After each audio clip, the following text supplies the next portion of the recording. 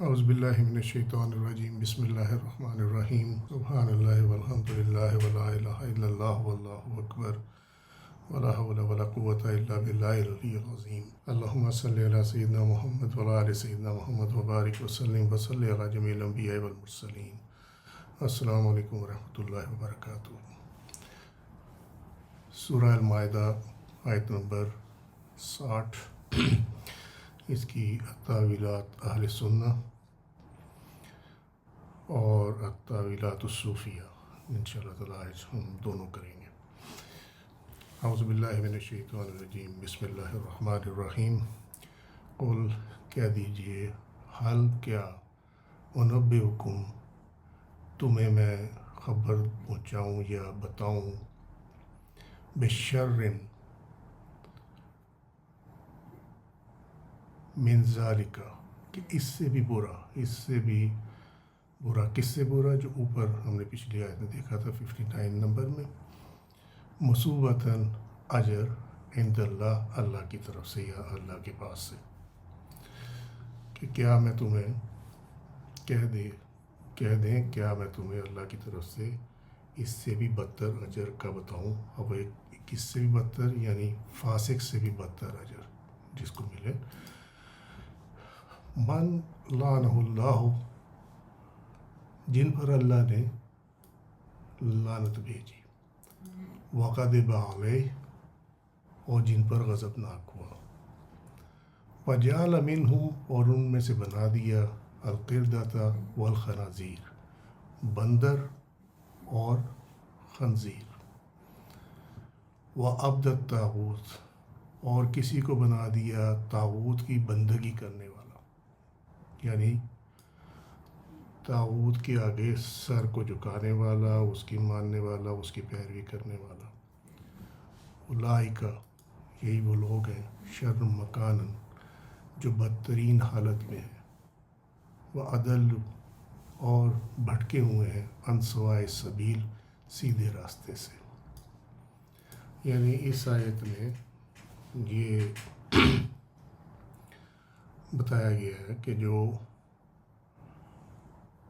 اجر، یعنی اجر دیکھیں دو چیزیں، ایک تو یہ مصوبہ، یہ صوب سے ہے، صوب من اجر، اجر ہے اجرت سے، اور اجرت کسی کام کے کرنے کے بعد ملتی ہے۔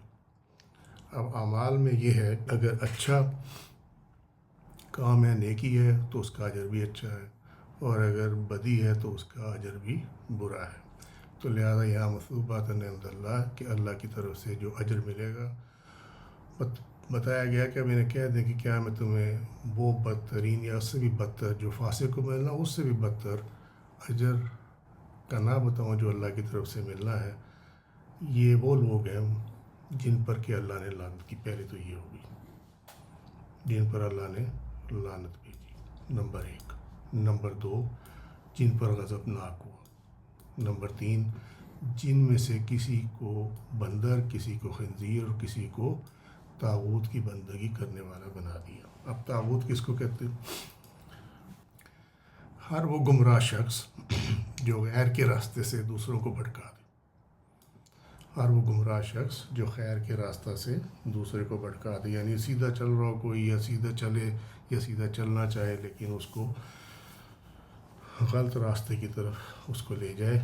ان میں شامل ہیں شیطان اور ساحر، جادوگر، عملیات والے، اور وہ شے جس کی اللہ کے سوا پوجا کی جاتی ہے۔ جیسے کہ جب بتوں کی پوجا شروع ہوئی، وہ یہ تھا کہ شیطان جو ہے وہ بتوں کے اندر بیٹھ گیا جا کے، اور درخت کے اندر بیٹھ گیا، وہاں سے اس نے آواز دی، لوگوں نے تو آواز جو سنی وہ بت میں سے آ رہی تھی، جو لوگوں نے سنی وہ درخت میں سے آ رہی تھی، تو انہوں نے اسی کو جو ہے اپنا معبود بنا لیا کیونکہ اس میں سے آواز یہ آئی کہ میری پوجا کرو، میری بات مانو۔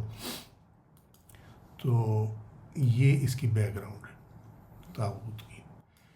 پھر خانہ کعبہ میں ایک بت تھا جس کا نام طاغوت تھا، تو اس کو بھی گرا دیا گیا فتح مکہ کے موقع پر۔ تو طاغوت جو ہے وہ شیطان اور اس کے چیلے جو ہیں، اور جن میں بیٹھ کر اس نے آوازیں دیں جس طرح آپ یہ دیکھتے ہیں کہ دودھ نکل آیا کسی مجسمے میں سے، کسی مجسمے میں سے آنسو کی جگہ آنسو، جہاں آنکھوں سے خون نکل آیا، یہ تمام چیزیں جو ہیں یہ شیطانی اعمال ہے۔ کچھ یہ لوگ جان بوجھ کر کرتے ہیں، اگر کہیں پہ کسی انسان نے نہیں کیا تو وہ پھر شیطان نے ڈائریکٹ کیا۔ اور یاد رکھیں کہ اللہ نے جب کسی کو گمراہ کرنا ہو تو پھر اللہ تعالیٰ اس کے جو گمراہی والے اعمال ہیں ان کو وہ خوبصورت کر کے دکھاتا ہے، اور وہ اس کی خوبصورتی میں اتنا مگن ہو جاتا ہے کہ حق کی راہ وہ بھول جاتا ہے۔ اور یہی ہوا جو کہ یہاں پہ بتایا گیا کہ یہ وَأَضَلُّوا عَنْ سَوَاءِ السَّبِيلِ، کہ یہ راستے سے بھٹک گیا۔ اس کی تعویلات میں مومنین کا مذاق اڑاتے، ان کو طعنے دیتے، ریب لگاتے۔ اللہ تعالیٰ نے فرمایا کہ اے نبی ان سے کہہ دیں صلی اللہ علیہ وسلم کہ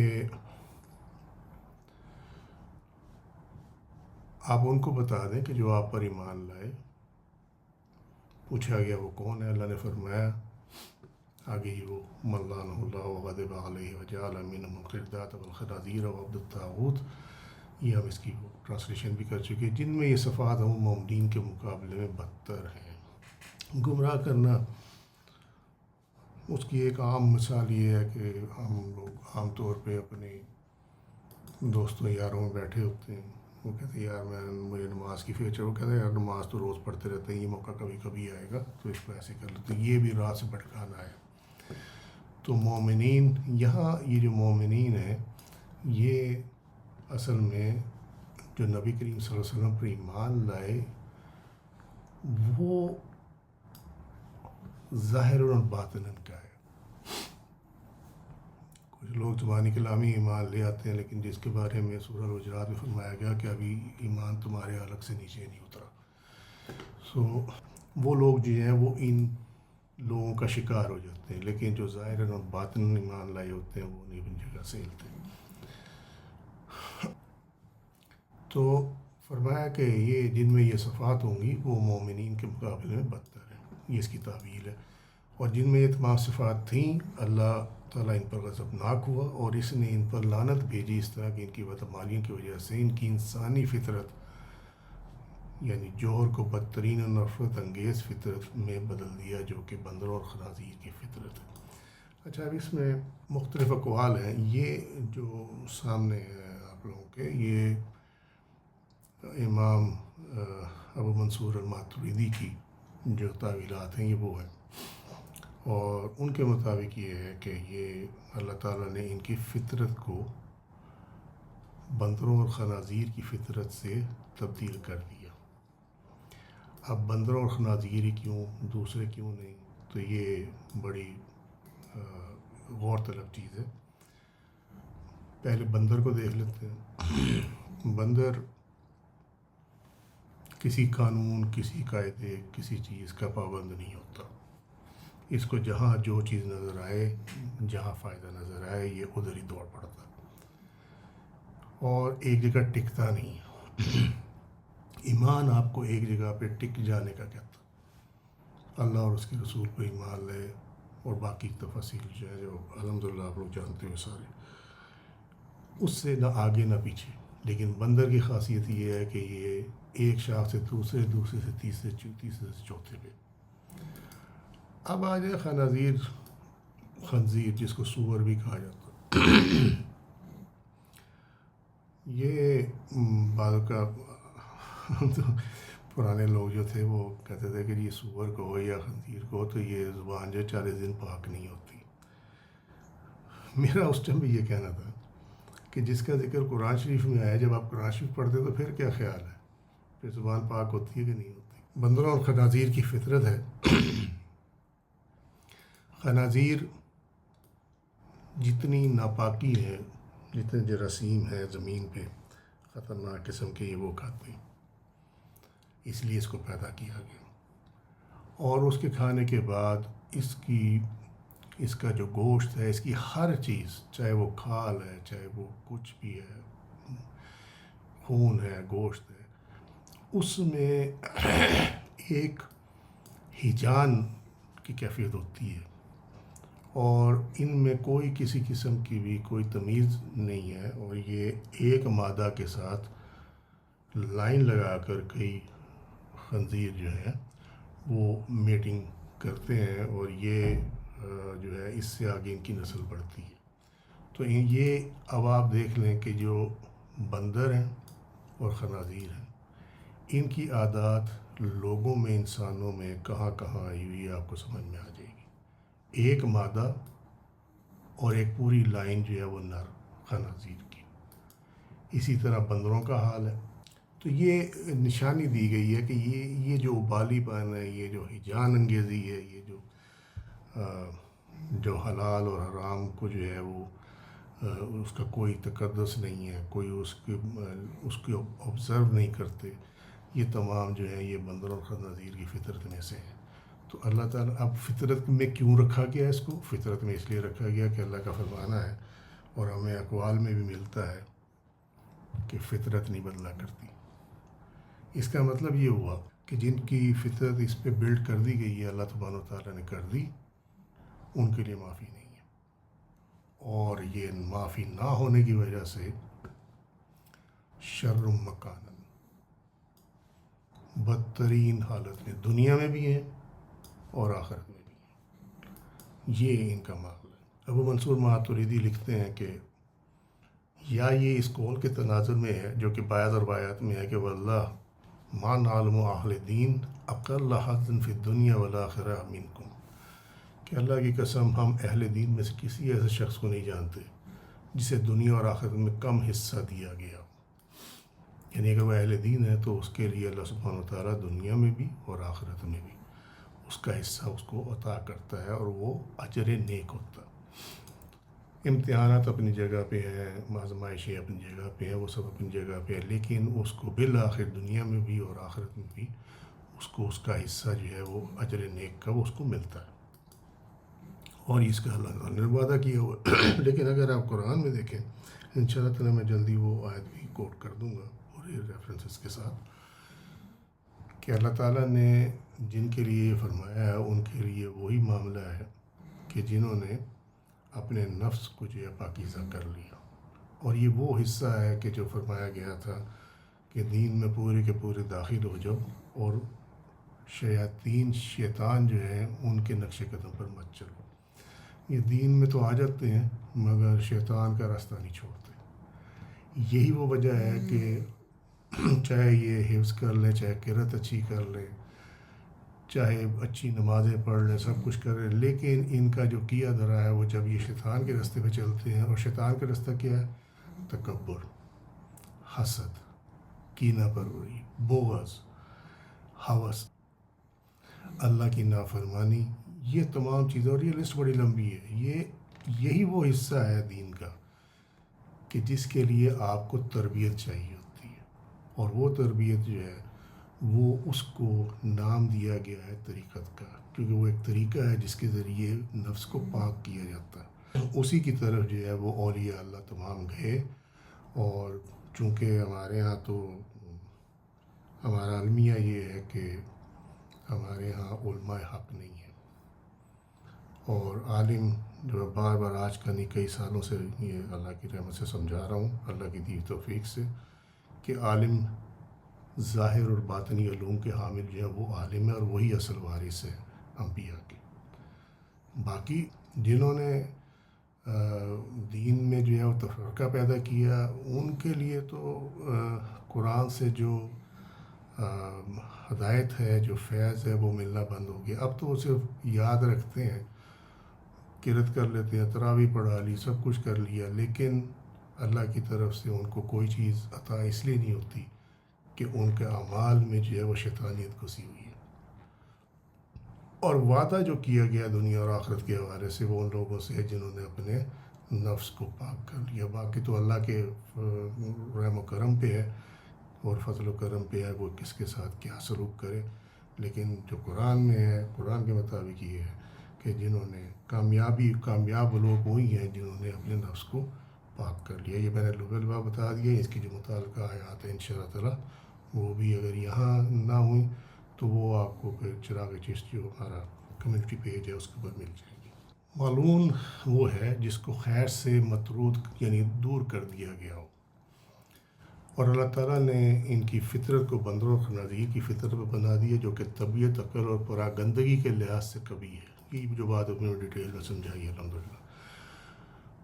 اور وہ عبد الطاغوت یعنی طاغوت کی عبادت کرنے والے یعنی شیطان کی، اولئک شر مکانا، وہ بدتر حالت میں ہیں اس دنیا میں، کیونکہ دنیا میں رہتے ہوئے ان کے جوہر کو کبھی فطر میں تبدیل کر دیا۔ یہ تمام چیز الحمدللہ پہلے سمجھا دی ہے۔ جہاں تک مومنین کا ہے وہ یہ ہے کہ مومنین کی فطرت نہیں بدلتی، وہ جس ایمان پہ اللہ تعالیٰ نے ان کو قائم کیا ہے وہ اسی پہ قائم رہتے ہیں۔ اور مومنین میں سے ابو منصور ماتریدی لکھتے ہیں کہ مومنین میں سے کسی کا جوہر تبدیل نہیں ہوا، مگر اہل کتاب نے اپنے بڑوں میں سے اکثر کا جوہر کبھی جوہر میں تبدیل ہوتے دیکھا۔ یہ کسی ایسے فعل کا نتیجہ بھی ہو سکتا ہے جس کے متعلق ہم نہیں جانتے۔ وہ کہتے ہیں ہمیں معلوم نہیں ہو سکتا، کوئی ایسی اور چیز ہو کہ جس کی وجہ سے یہ ایسا ہوا۔ الحسن نے کہا کہ تمام لوگوں کو بندر نہیں بنایا بلکہ کچھ کو ان کے اصلی جوہر پر قائم رکھا، لیکن دونوں طرح کے لوگ دنیا اور آخرت میں بدترین حالت میں ہوں گے۔ یہ ایک اور ورژن ہے۔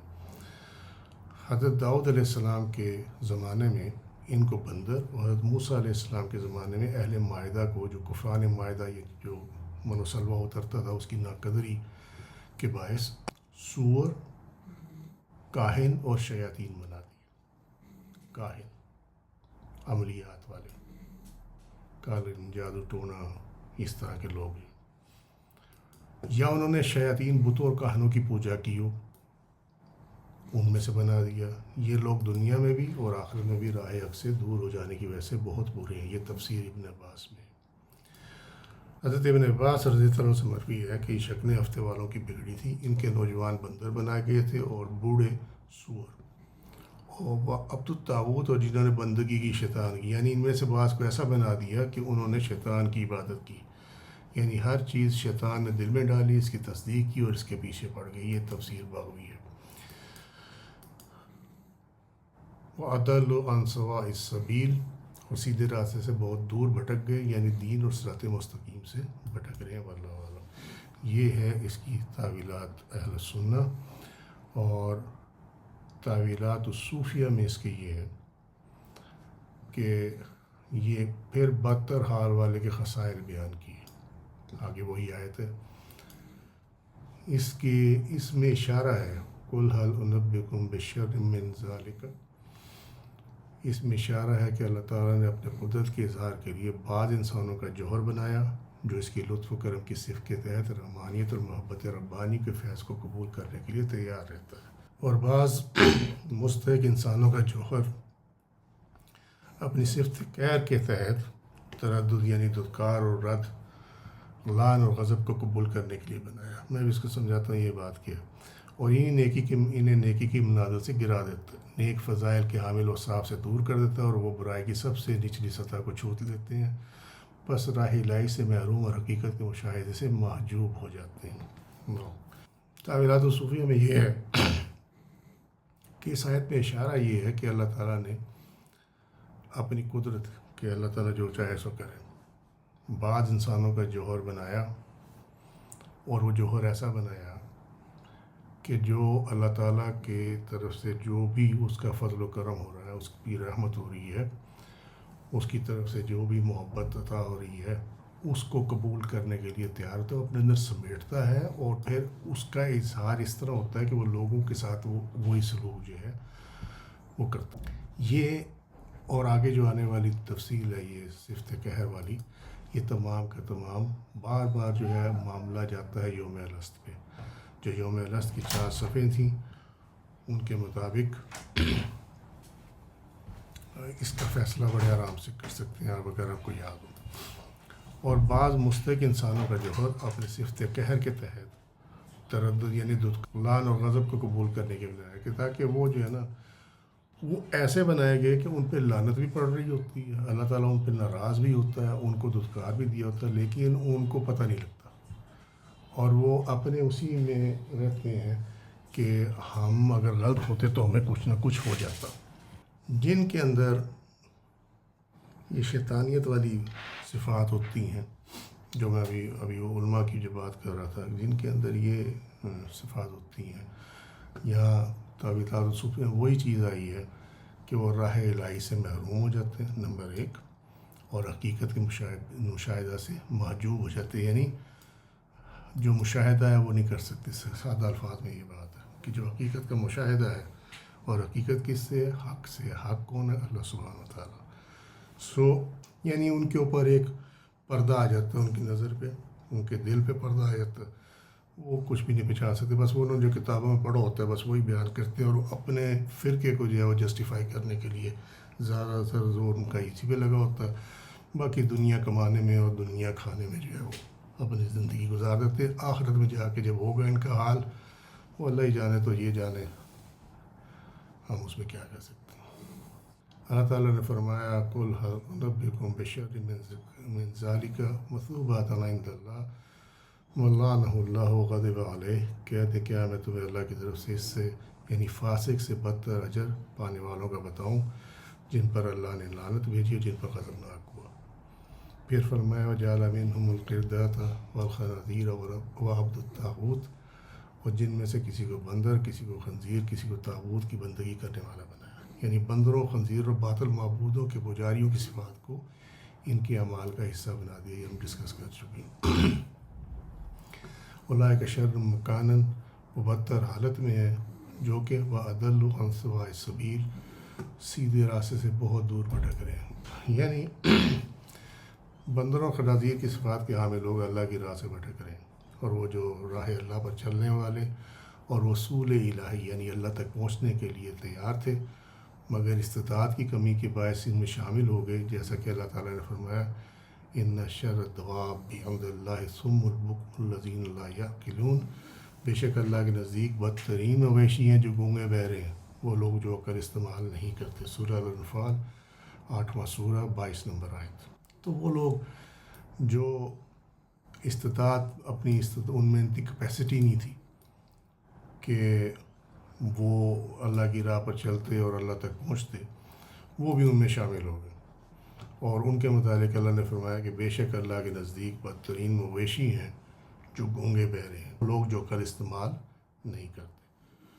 اور وہ لوگ ہیں جن کی استطاعت اور وصول یعنی اللہ تعالیٰ تک پہنچنے کی استطاعت باطل ہو گئی.